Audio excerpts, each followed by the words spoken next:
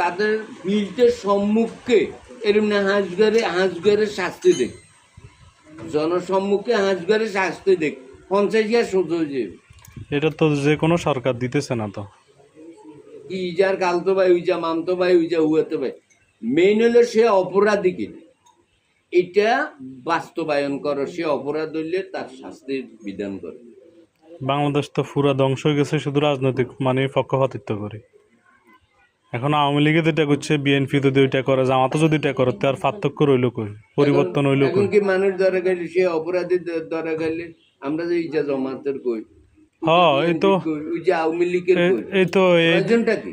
ছবিতে দেখলাম লেখা আছে যুব দলের, হে একটা কথা, হ্যাঁ, এখন ট্যাগ দিছে কই আওয়ামী লীগের। বাস্তব তো এসব ট্যাগে কিছু হয়? আমনে কোন এসব ট্যাগের আমার দরকার আছে? আওয়ামী লীগ যুব দল বুঝি না, সে কৃষকও বুঝি না, ব্যবসায়ী বুঝি না, সে অন্যায়কারী, সে সে অন্যায় অপরাধী, অপরাধীর শাস্তি। সেটাই তো। আর কার কি হইলে